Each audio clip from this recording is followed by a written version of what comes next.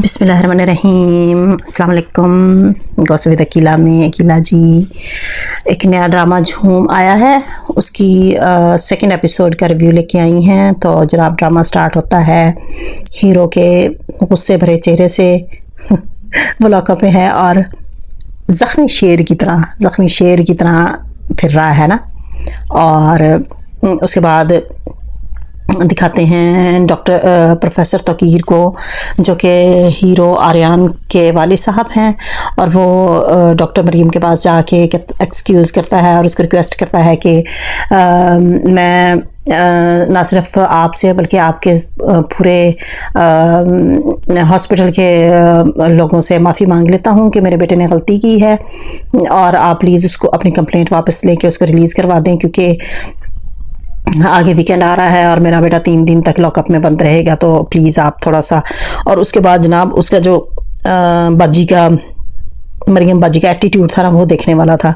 बाजी कहते हैं कि भाईजान असूलों तो कोई सौदेबाजी नहीं हो सकती, तो बच्चे तुसी पैदा कर लेने आ, फिर तुहानूं दौलत का शौक चढ़ जाता कमाउण दा, बच्चों नूं तुसी टाइम दिंदे नहीं। तो बाजी भुल गए सी कि बाजी का भरा आप बहुत हथ छोटा, बाजी का भरा आप बहुत बदतमीज़ आ, तो उहदे ही भरा ने उहदे हीरो दी दोस्त नूं गोली मारी सीगी। तो बाजी नूं ये नहीं पता ना, बाजी अपने भी मंजे थले सोटा फेर लिया करो कदी कदी। और उसके बाद जनाब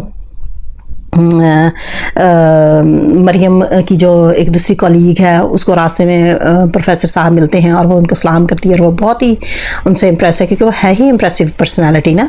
तो वो आती है और उसको मरियम को कहती है कि ये तो प्रोफेसर तकीर थे, और मुझे यकीन नहीं आ रहा कि ये जो हैं उस वाइल्ड से जंगली से लड़के के बाप हैं ना। और ये तो और वो पूछती है कि तुम इनको कैसे जानती हो? तो वो कहती है कि लो, इनको तो सारी दुनिया जानती है, ये तो पाकिस्तान के मोस्ट फेमस साइकियाट्रिस्ट हैं, और इनकी जो सेशंस होते हैं वो तो लाखों में होते हैं। और मेरी जो यूके वाली कज़न है वो उसके जो थीसिस के मेंटोर हैं वो भी प्रोफेसर तकीर ही हैं। तो जनाब इत्थे डॉक्टर साहबा सुनते जाते हैं तो शर्मिंदा हो जाते हैं ना। तो एकदम लालची तो एकदम करप्ट खातून दिखी हो ना, कि अगर कोई एक आम बंदा हुंदा तो उन्हें गिल्ट होना ही नहीं सीगा ना, उन्हें केयर ही नहीं करनी सी कि उसका बच्चा 3 दिन जेल च रहे या 5 दिन लॉकअप च रहे। तो लेकिन जैसे ही उन्हें सुनिया कि भी ये तो बड़ा कोई दौलतमंद बंदा आ, तो वो एकदम ही वो गिल्ट के आसार भी पैदा हो गया, तो शर्मिंदगी भी उन्होंने हो गई। तो कहती तुम ऐसा करो, मुझे इनका नंबर और घर का एड्रेस ले दो। तो मुझे लगता है कि मैं कुछ ज़्यादा ही बोल गई थी। उसके बाद जनाब वो डॉक्टर मरियम जनाब जो है वो प्रोफेसर तकीर के घर पहुंच जाती हैं और आर्यन की पिक्चर देखने लगती हैं। तो उस डॉक्टर साहब आते हैं और कहते हैं कि ये मेरे बेटे की ग्रेजुएशन की पिक्चर है, और इसने टॉप यूनिवर्सिटी से मैकेनिकल इंजीनियरिंग की डिग्री ली है। तो उसके बाद कहती है ओह वेरी इंप्रेसिव। तो उसके बाद घंटों बैठ के गप्पा मारते आ, कित्ते नहीं लगता कि प्रोफेसर साहब जिहड़े आ उन्होंने दुनिया के कोई होर काम हैगा आ। तो बाजी भी डुले पैंदे आ गल ते ना।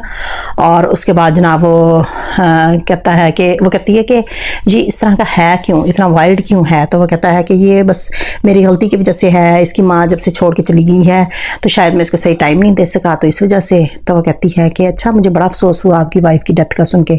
तो वो कहता है बाजी नहीं, डेथ नहीं हुई बाजी सारी तलाक हुई सी।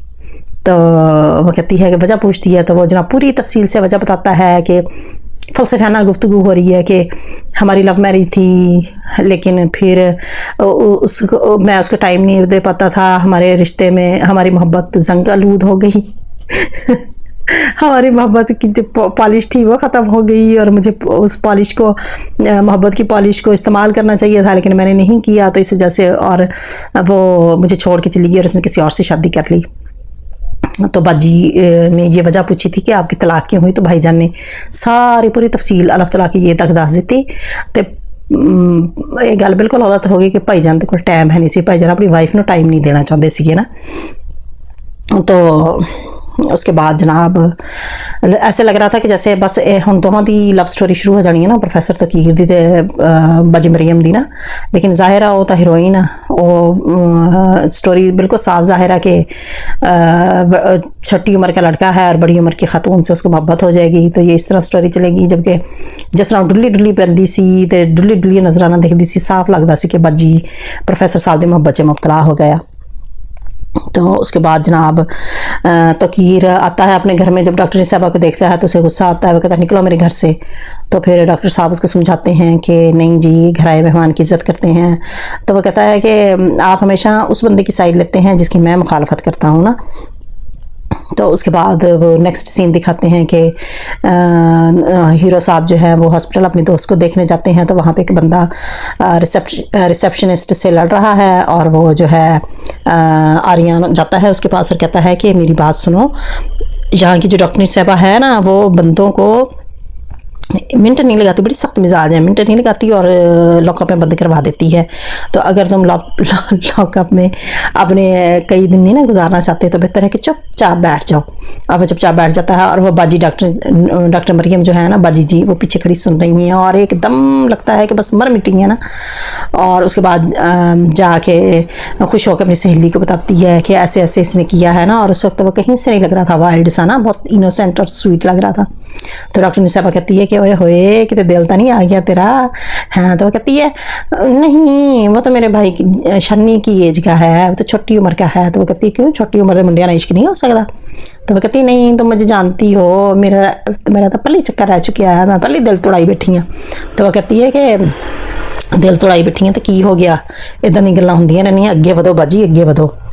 तो उसके बाद जनाब वो लड़की जो है टीना बाजी वो ठीक हो जाती हैं और डॉक्टर मरियम को और उसकी फ्रेंड को अपनी पार्टी पे इनवाइट करती हैं और वो दोनों उसकी पार्टी पे बन संवर के चली जाती हैं। और टीना कहती है वाह, आप तो बहुत प्यारी लग रही हैं, हॉस्पिटल के कपड़ों में तो आप इतनी प्यारी नहीं लगती जितनी आप आम कपड़ों में बन संवर के लग रही हैं। तो वह आगे से उसकी भी तारीफ़ कर देती है। उसके बाद उसका दोस्त कहता है कि देखें मरियम, डॉक्टर मरियम, मेरा जो दोस्त है वो आपसे माफ़ी मांगना चाहता है। तो वो बड़ा ही ऑकवर्ड सा हो जाता है ना। तो डॉक्टर मरियम कहती है कि बाजी कहते हैं कि नहीं नहीं, मैं भी बहुत ज़्यादा कर गई सी ना, मैं भी ओवर रिएक्ट किया सीगा। तो उसके बाद जनाब वो दोनों ही ऑकवर्ड से हो जाते हैं, दोनों के दिलों में घंटियाँ बज रही हैं और जनाब उसके बाद इसके साथ ही एपिसोड ख़त्म हो जाती है। तो नेक्स्ट एपिसोड में देखेंगे कि इनकी मोहब्बत की कहानी कहाँ तक पहुँची। बस इन्हों की प्यार की कहानी पै जानी है हुण, क्योंकि ड्रामा बने ही इन्हों की प्यार की कहानी बनाने वास्ते आ। और साफ जाहिर है कि छोटी उम्र का लड़का है बड़ी उम्र की खातून के इश्क में मुबतला हो जाएगा एंड कहानी इस तरह आगे बढ़ेगी। तो नेक्स्ट एपिसोड तक के लिए अल्लाह हाफिज़।